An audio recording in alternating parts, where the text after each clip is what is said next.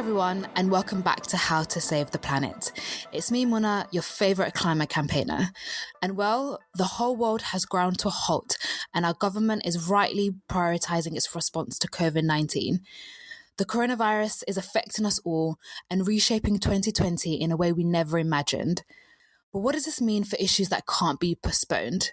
This year, Glasgow was due to host the 26th UN Climate Change Talks, or COP.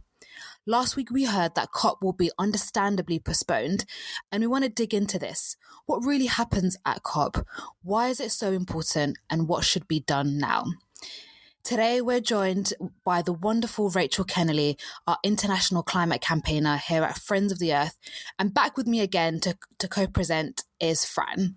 Hey, how you doing? I'm great, thank you. I'm actually excited for this chat because I don't know much about COP in terms of kind of the nitty-gritty. So I'm really great that Rachel is here with us. So Rachel, to begin, can you give us a short explanation of the climate talks and why are they called COP? Yeah, sure thing. Hi. And I've been tasked with trying to talk about the climate talks without using all the complicated language and all the acronyms that it is completely littered with. So this is going to be a challenge for me. So yeah, let's start with that first one, COP. So it stands for Conference of Parties, and the parties are basically countries or nations, and they are the countries that are party to the UN agreements and the UN kind of conventions around climate change. So the Conference of Parties is basically where all these different countries, all the countries in the world, send delegations to these conferences, and they discuss climate change and they discuss how they're going to, what action they're going to take on climate change. And at the moment, that's kind of really thinking about the Paris Agreement, which was an international climate agreement that was created in 2015, and how they're going to do details around that.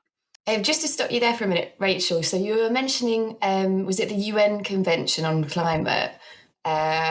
Can you talk us through a bit about that? So this is when the acronyms really start, right? So this is the UN Framework Convention on Climate Change, which is referred to as the UNFCCC, which is one hell of an acronym.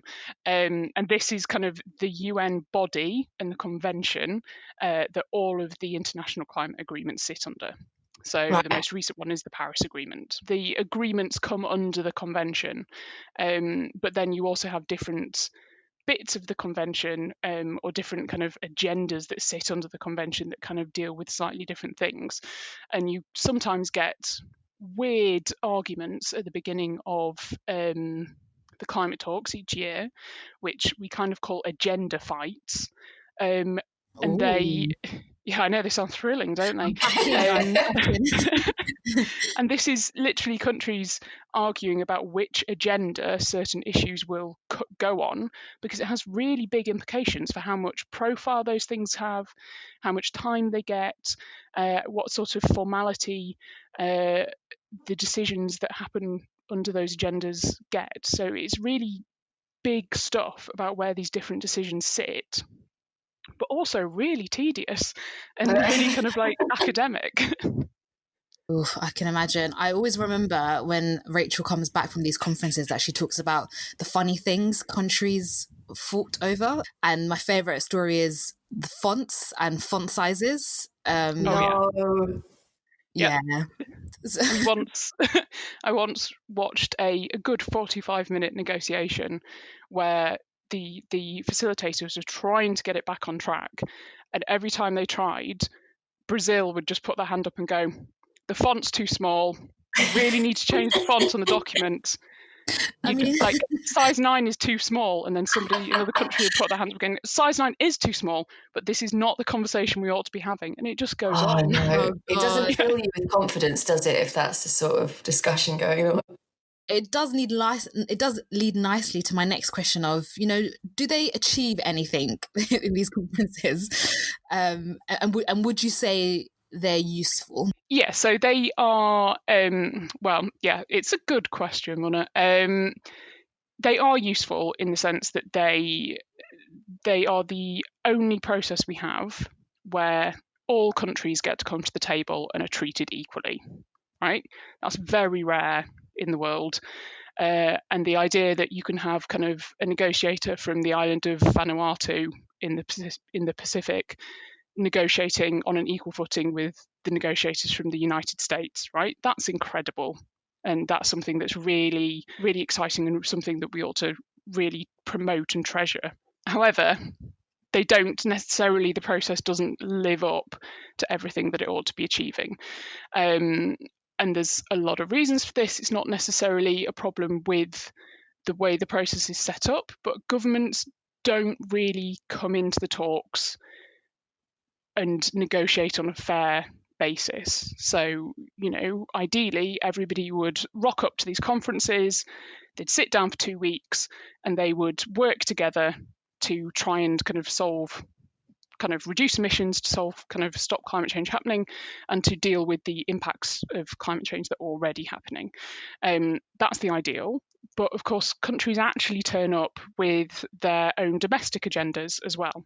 So, for example, some oil producing countries do not want to discuss reducing oil production because that's what their economy is based on.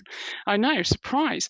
So they come and they try and kind of negotiate to look like they're doing a bit on climate change, but they're not actually willing to kind of do what's necessary. So you end up with this process that kind of replicates a lot of the power dynamics you see between countries across politics, right? You have big, rich countries that are kind of most responsible for climate change, and you have poorer, more vulnerable countries that are kind of suffer the impacts of climate change, and they're trying to negotiate a deal between them. And unsurprisingly, that doesn't get very far when countries aren't prepared to move, really. How serious do you think governments take COPs, and do you think there are varying levels, almost clusters of governments that are there, some who take it very seriously, or some who are just kind of want to appear to be taking it seriously? And maybe that's just my cynicism. I think that's well-placed cynicism. That's basically it. So there are some countries who take it very seriously because this is their one chance to negotiate on this equal footing, and what they're facing at home is kind of a life or death situation. So if you think about kind of low-lying island states in the Pacific, for example, you're literally talking about the destruction of their homes, their capitals, their entire countries in some cases. People are already kind of having to flee their homes because of climate change and sea level rise. People are losing their means of feeding themselves through kind of sea level rise, making farmland too salty to grow stuff in. So for countries like that, or even countries that are susceptible to hurricanes and storms, so Mozambique, the Philippines, these are countries where people are literally dying because of climate change. So those countries take it very, very seriously. What you don't see is then the countries that aren't kind of on the immediate pointy end of climate change, and the countries that kind of have done most to cause climate change, they don't take it as seriously. So you've been to one of these talks, have you, Rachel? I've been to more of the talks than I want to admit to. But in what sort of capacity did you go? Because you made it sound a little bit like it was more government talks, but were you there with Friends of the Earth?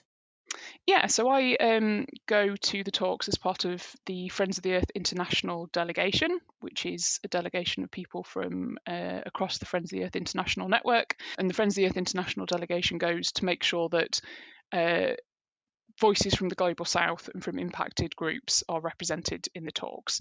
And that is because, as you said, it's a very government heavy process. They're the people who do the actual negotiating. But there is supposedly space for other voices in this process, which makes sense because climate change isn't just an issue for government, right? The governments aren't the people feeling the direct impacts, it's other communities. So alongside the governments, you also have other, they're called constituencies, so other groups that take part. So I go as part of the environmental organisations group, makes sense. So you have all these other involved groups, but they don't have a formal sort of voice in the talks. And so it's always all these groups are always kind of struggling to try and get their voices heard and to try and make sure that the outcomes of the talks are fair for their constituency, with the exception of the business group, who they often don't struggle to make their voices heard. So how do you manage to get your voices heard then? If you're not part of the formal arrangement, do you attend meetings? Like, are you in a big conference hall? Yeah, what's the vibe? The vibe. Yeah, what's your day look like? The vibe. Oh, I'll start with the atmosphere, because it's really surreal and it's really it simultaneously is really inspiring, but is also so disempowering and depressing at the same time. So it's inspiring because it's, what other opportunity do you get to be in a place with people from literally every country in the world, and you can meet people from the other side of the planet, and you have the world's leading climate experts there and world leaders, and that's quite inspiring. That's quite special to have activists from all over the world, and indigenous people from indigenous people from the Arctic Circle, but also indigenous people from kind of Latin America, and having them all in one place, sharing their experiences and kind of listening to them is incredible, right? So on one side, inspiring. On the other side, devastatingly disempowering. So you reach a happy medium, maybe? That would be ideal. Because you do have this very formalized process, and it's only really the government voices that get heard, and it's very stilted and it's very slow, and you see these power relationships between kind of rich and poor countries playing out, and it feels very disconnected from that goal of stopping the climate crisis, because sometimes they're arguing over font size. And often, Rachel, when negotiations are happening, we see big protests happening roughly at the same time. In Madrid last year, there was a very big kind of protests, all calling for climate justice. And how much does that influence the negotiations? Yeah, so far we've mainly spoken about what happens inside that physical venue, right? But actually, the climate talks are this wider phenomenon where you get, frequently hundreds of thousands of activists converging in one city around the climate talks. So you see these huge climate marches. Yeah, like in Madrid last year, 500,000 people. It was incredible. Yeah, I was in Paris. Yeah, the Paris marches, there was a whole week. Well, there weren't the marches in Paris because it was there was huge police security to the shootings. When was the Paris meeting? So the Paris meeting was December 2015. So it was a few weeks after the shootings that took place in Paris. And so all the kind of the plans for activists to get together and do big marches had to be completely shut down because of the heightened security. But what happened was lots of the activists still came to Paris, and they did incredible actions within these new security conditions. So you weren't allowed to gather with more than 10 people, but they had tens of thousands of activists in Paris. So they all went in small groups with their mobile phones to different locations in Paris and kind of checked in or dropped pins in a map. And as all these thousands of little dots appeared over this map of Paris, it spelt out climate justice and peace across Paris, and it was beautiful. So it was, these mobilizations and these moments for activists to connect around the talks are really what's kind of essential and really important about the climate talks. Yeah, no, you're right. When I was in Paris and I took part in that geo kind of spelling out, and it was it was that surreal thing of being like, are we going? Are we not going? And then when you went there, and it was just like so many people from different groups, and we were a delegation of just Muslim activists. That for me felt like where the inspiration sat. And obviously I wasn't indoors, but yeah, it feels incredibly inspiring. And I think it's those movements that we hope put the pressure on those who are making the decisions to push for more than just the like mediocre kind of goalposts that they were aiming for. You guys have mentioned Paris a couple of times. Is it like a particularly important talk that year? So the Paris talks were December 2015, and that's where we got kind of the Paris Agreement, which is the current international climate agreement, and it was kind of heralded as this real. It was when it was happening, it was heralded as this kind of really historic moment in kind of how we tackle climate change, because basically all the countries in the world signed up to it, which is rare and has not happened before with a climate agreement. And obviously that has changed with the US planning to pull out of the Paris Agreement. But if they do, they will literally be the only country in the world who's not signed up to it. Is there a quick way of trying to explain what it is that they agreed to? I can give it a go. Go on. It won't cover all of the detail, because there is a lot in there, and some of it is still being worked out. Okay, it was signed in kind of around 2015, but they're actually still working out some of the detail, and that's what is happening in the climate talks at the moment, and particularly last year in Madrid.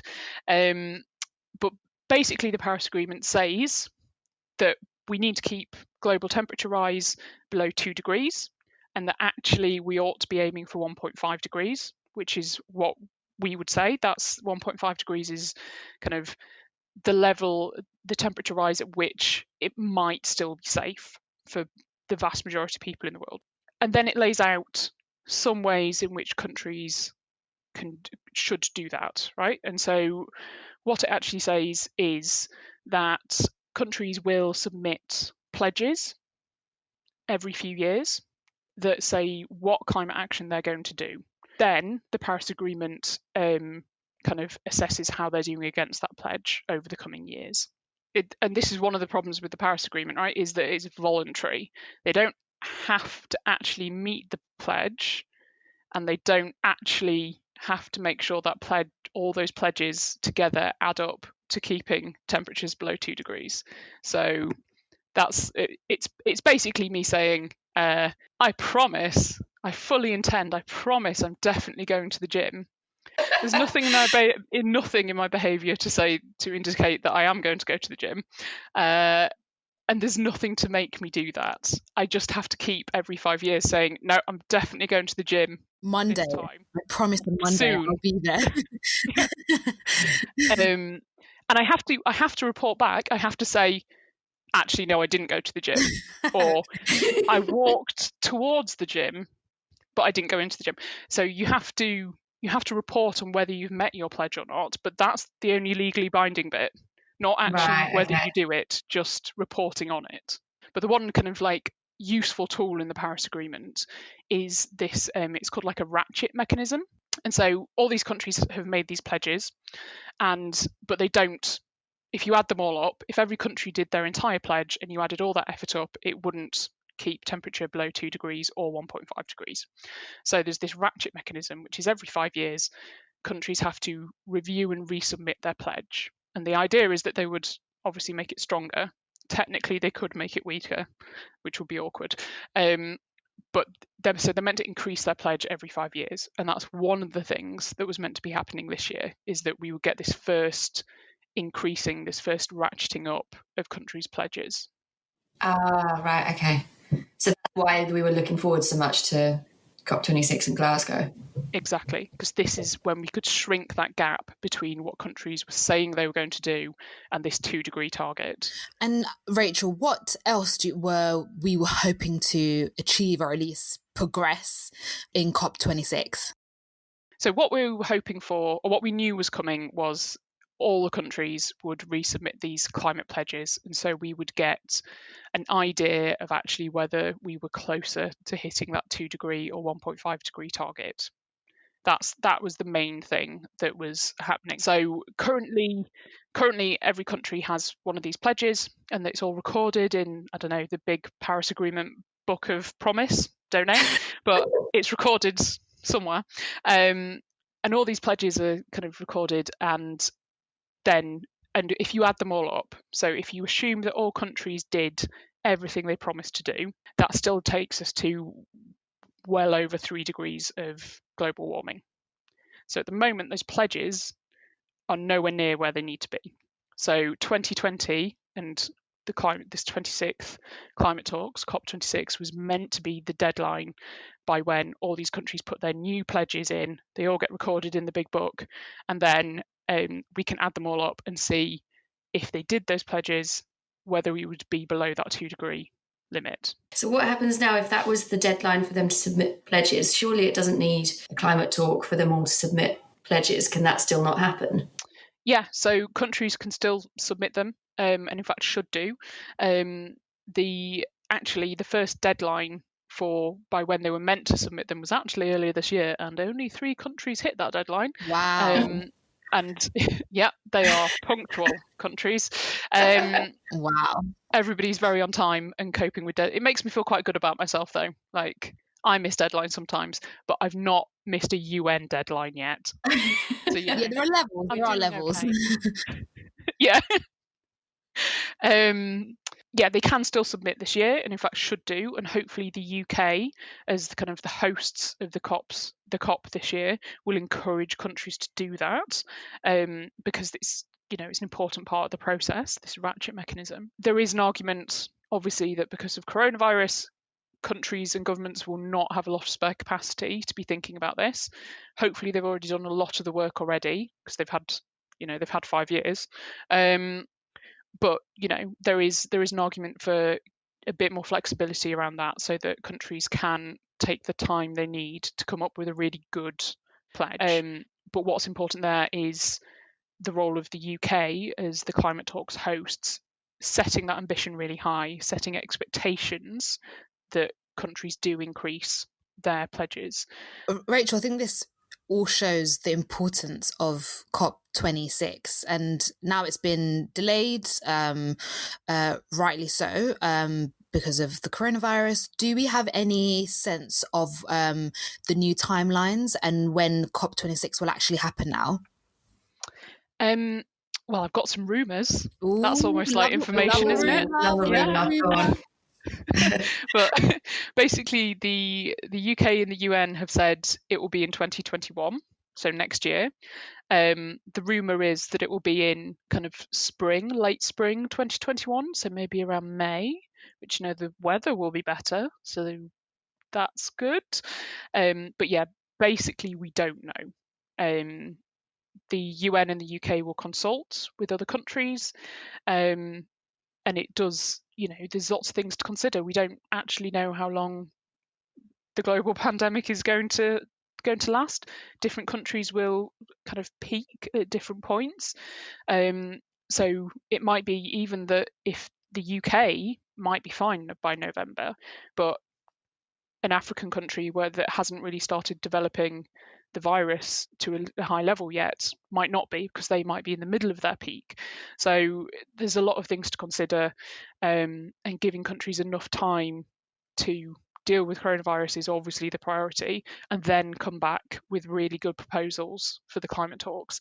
And we do have, like, if you look at history, there's an example of when this didn't work, right? So in 2009, the climate talks were in Copenhagen, and obviously that was just as the financial crash was happening, and as kind of countries were really distracted dealing with that, and that was a terrible climate talks, and really set the process back.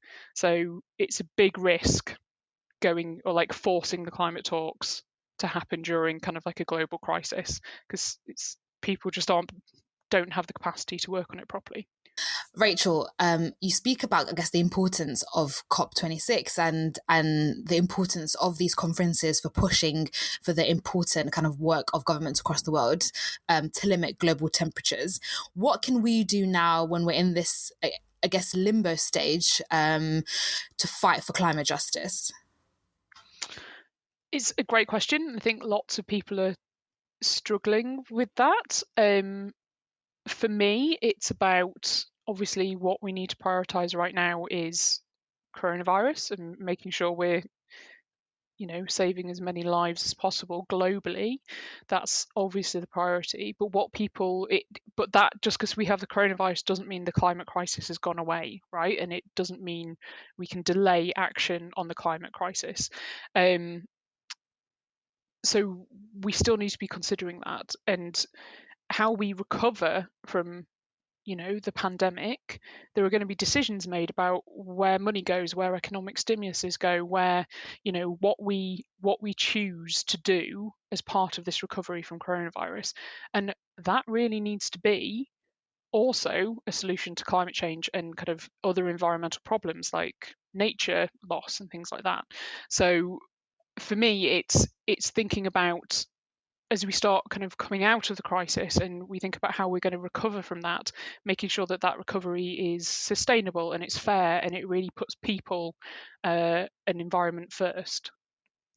Thank you so much, Rachel. That was really, really insightful. And I've even learned some new things about the process and the importance of COP26. So thank you so much for joining us. Yeah, thank you, Rachel. Thank you for Fab. having With me. that, I'll let you go. Take care, guys. Bye. Take care. Bye. See you soon. Bye. It was really lovely to speak to Rachel and Fran about the COPs and how important they are in the fight to protect people and planet. Well, I guess it's, of course, important that right now all attention is on the coronavirus and protecting frontline workers and those most vulnerable. But as we hopefully get through it and start thinking about life after it, we need to make sure, as Rachel said, that it's one, again, centered on the most vulnerable, and that climate justice and the world that we strive to build is one that's sustainable and works for all. So with that, I say take care of yourselves, each other, and the planet, and we hope to see you soon.